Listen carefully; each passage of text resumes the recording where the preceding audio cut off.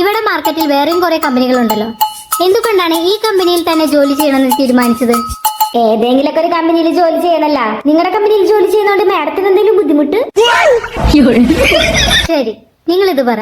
ജോലിക്ക് പുറമെ നിങ്ങൾ ഈ കമ്പനിക്ക് വേണ്ടി എന്ത് തരും? മാഡം, ഞാൻ അത്ര കാര്യമൊന്നല്ല. ഞാൻ എന്റെ ജോലി മാത്രം ചെയ്യുള്ളൂ. എടി ഞാൻ ചോദിച്ചത് ജോലിക്ക് പുറമെ ഈ കമ്പനിയുടെ വളർച്ചയ്ക്ക് വേണ്ടി രചന എന്ത് ഹെൽപ്പ് ചെയ്യും എന്നാണ്. എന്റെ മാഡം, വളർച്ച വേണ്ടത് എനിക്കല്ലേ? അതുകൊണ്ടല്ലേ ഞാൻ ഈ കമ്പനിയിൽ ജോയിൻ ചെയ്യാൻ വന്നേ.